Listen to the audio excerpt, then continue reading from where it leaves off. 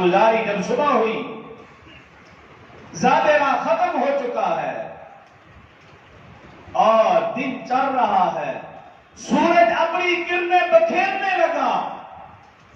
میں یوں کہوں گا کہ آج یہ ریتلا میدان، جو ریتلا میدان تھا، اس کے مقدر سنورنے لگے تھے۔ آج یہاں کے ذروں کی تقدیر بدلنے والی تھی۔ صفا مروہ پہاڑیاں سدا سہاگن اس کے ہونے لگے تھے۔ آج وہ جگہ جہاں حضرت اسماعیل اپنے پاؤں کی ایڑیاں رگڑ رہا تھا، اللہ اس جگہ کو فضیلت عطا فرمانے والا تھا۔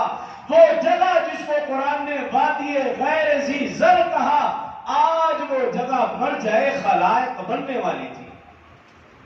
تنہ تنہا اس جگہ میں اما ہاجرہ اور ننا اسماعیل